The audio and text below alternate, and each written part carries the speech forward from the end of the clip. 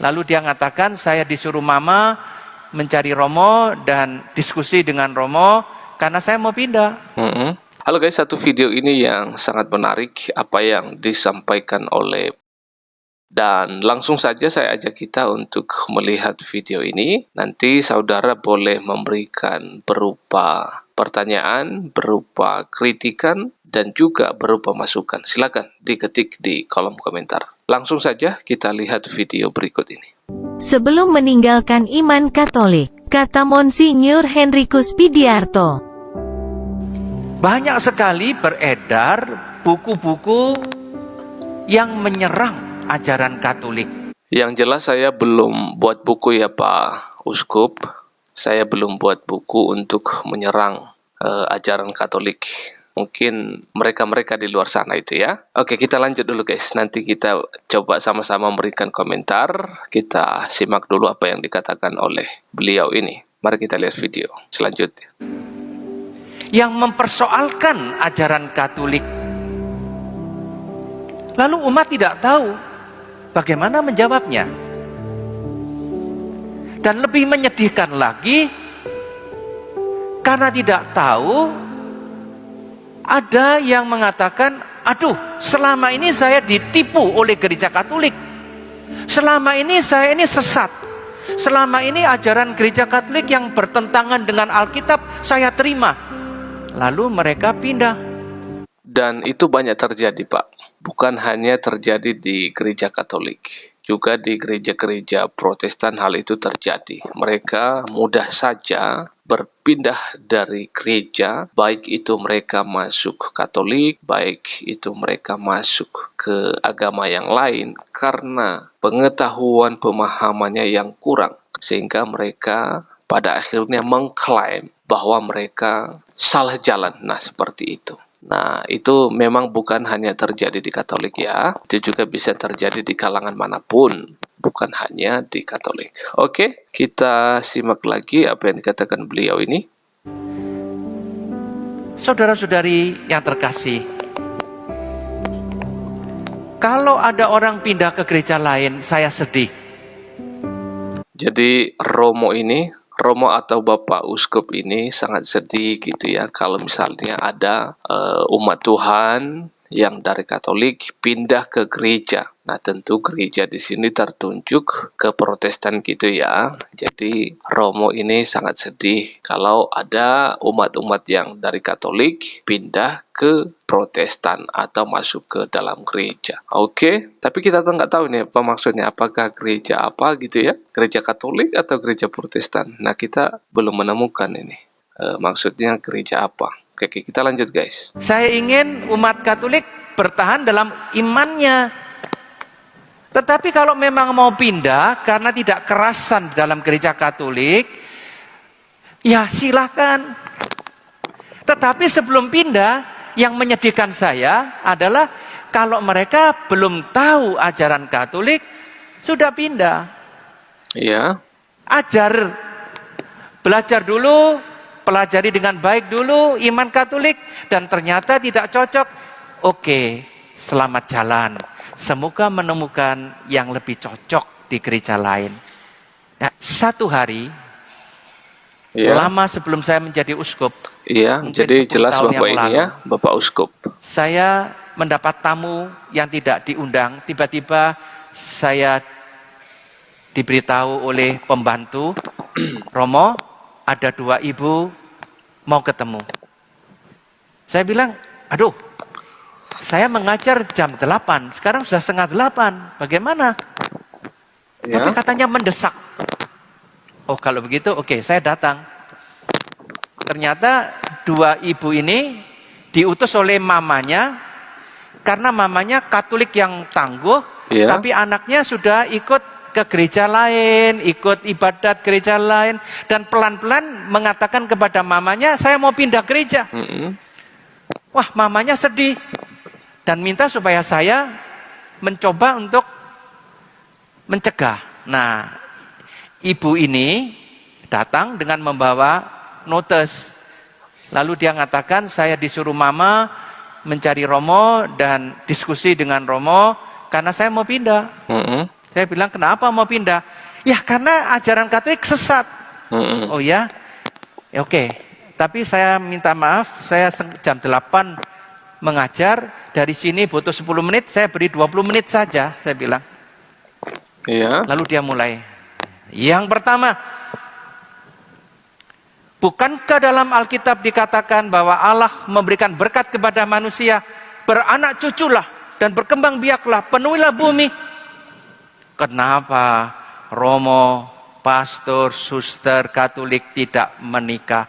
Ini bertentangan dengan Alkitab.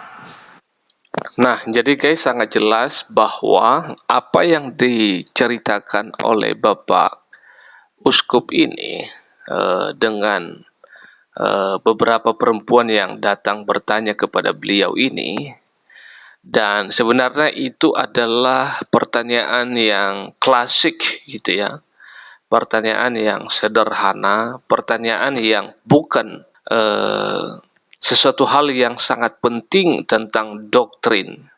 Nah, ini hanya pertanyaan yang sangat sederhana, dan saya kira itu tidak terlalu penting untuk misalnya mereka harus berpindah kalau hanya masalah itu. Tetapi ada hal-hal penting seharusnya yang perlu dipertanyakan. Nah, kalau masalah ini saya kira itu hanya masalah yang sederhana saja gitu ya. Nah, itu berhubungan dengan apa yang disampaikan atau apa yang dipertanyakan oleh dua orang perempuan yang datang kepada beliau ini. Memang di dalam Alkitab mencatat bahwa beranak cuculah, kan seperti itu. Tetapi ada pengecualian kepada mereka, dan itu sudah ada contoh di dalam Alkitab. Misalnya saja ya, Tuhan Yesus sendiri itu belum pernah menikah, dan juga misalnya Rasul Paulus itu juga belum. Jadi itu bukan sesuatu hal yang yang dipersoalkan, hal yang demikian. Ini karena apa? Tentu karena pelayanan pekerjaan Tuhan. Nah, jadi seperti itu. Nah, oke, kita lanjut apa yang disampaikan oleh beliau. Saya bilang, masa? Ayatnya kan ada, kata dia. Oke, ayatnya itu ada. Terus saya bilang, buka Injil Matius pasal 19. Yesus mengatakan pada pasal itu, ada orang yang tidak kawin demi kerajaan sorga. Dia terkejut. Loh, ada ayat itu? Ada. Alkitab mereka dengan Alkitab Katolik sama. Injilnya sama. Karena kita membeli Alkitab dari orang Protestan. Titik komanya sama karena kita belinya dari mereka. Ada ayat itu. Dia terkejut. Loh, kok tidak diberitahukan? Nah, itu masalahnya.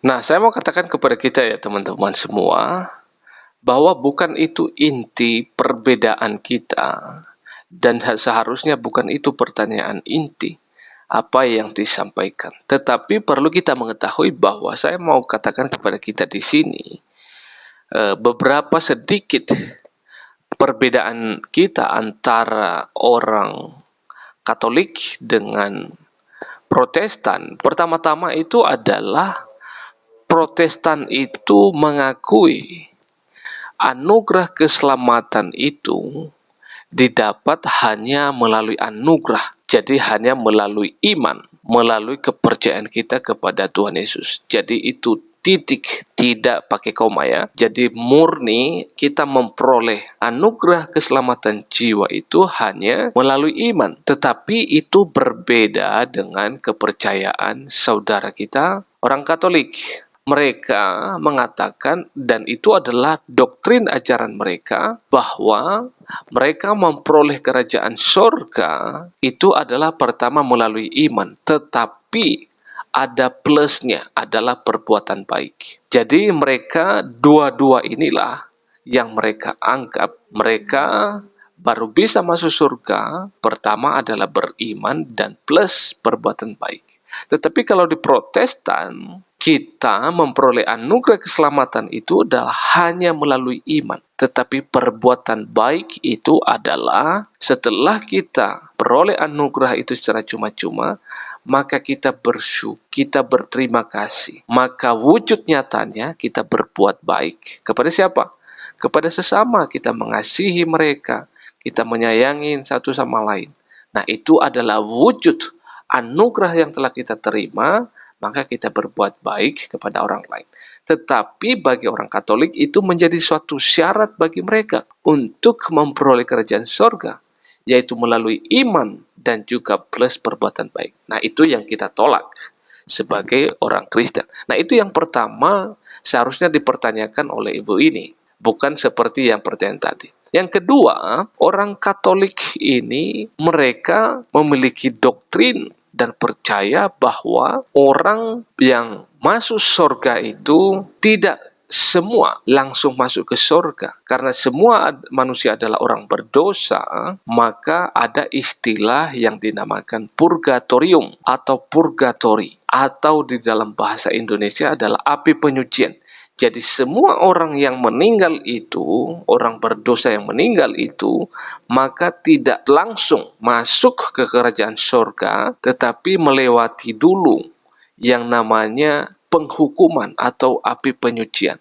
Jadi dia bayar dulu dosanya di sana, dia dibakar dulu di sana, nanti setelah melewati masa penghukumannya, baru dia masuk ke surga. Jadi ada istilah itu. Dan makanya mereka terus mendoakan orang meninggal. Seperti itu. Dan itu diperbolehkan dalam iman percaya mereka. Nah, itu yang menjadi perbedaan kita antara orang Katolik dan juga beberapa sakramen. Nah, misalnya di dalam Kristen itu, Protestan hanya ada 2 sakramen. Misalnya adalah sakramen perjamuan kudus dan baptisan. Tetapi bagi orang Katolik ada 7 sakramen bagi mereka. Dan juga banyak hal yang membedakan kita dengan orang-orang Katolik. Jadi seharusnya inilah yang dipertanyakan oleh saudara-saudara kita sehingga itu menjadi sesuatu hal yang penting, bukan seperti apa yang mereka pertanyakan, yaitu masalah yang sederhana ya. Oke, kita lanjut apa yang disampaikan oleh Bapak Uskup ini. Salah satu sebab adalah yang namanya heretik itu mengambil hanya sebagian, lupa yang lain. Saya katakan, Yesus sendiri hampir pasti tidak punya istri. Yesus sendiri tidak kawin. Apakah Yesus melanggar perintah Allah? Paulus sendiri mengatakan yang lain kawin. Yang lain punya hak untuk kawin, tapi Paulus tidak. Apakah Paulus melawan hukum Tuhan? Jawabannya adalah normal. Tuhan menghendaki manusia menikah, melahirkan anak supaya umat manusia berkembang terus.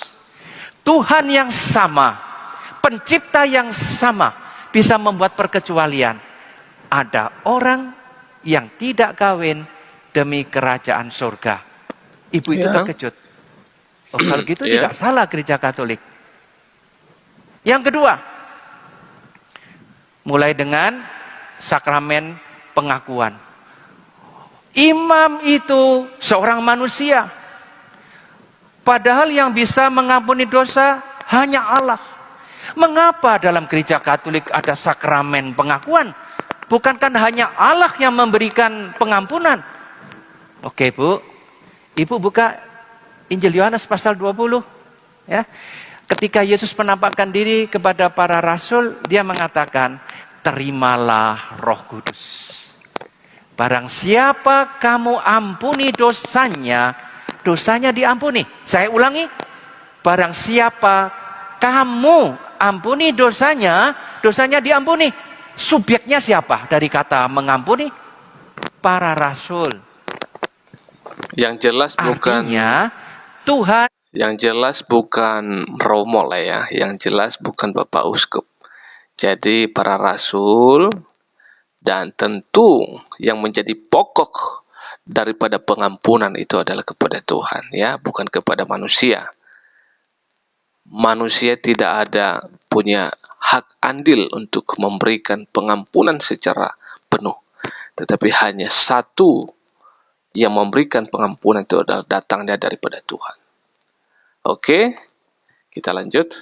Menitip memberikan kuasa untuk mengampuni dosa kepada gerejanya, kepada para rasul.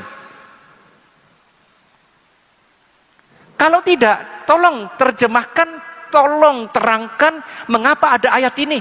Saya bilang ke ibu itu, mengapa Yesus mengatakan terimalah Roh Kudus, barang siapa kamu ampuni dosanya, dosanya diampuni. Dia tidak bisa jawab, dan masih ada yang lain ya. Tapi setelah 2-3 dia langsung tutup notesnya, terima kasih Romo, lalu dia pulang dan tidak jadi pindah. Nah, hal-hal seperti inilah yang sering menyakitkan hati saya kalau orang tidak mengerti lalu.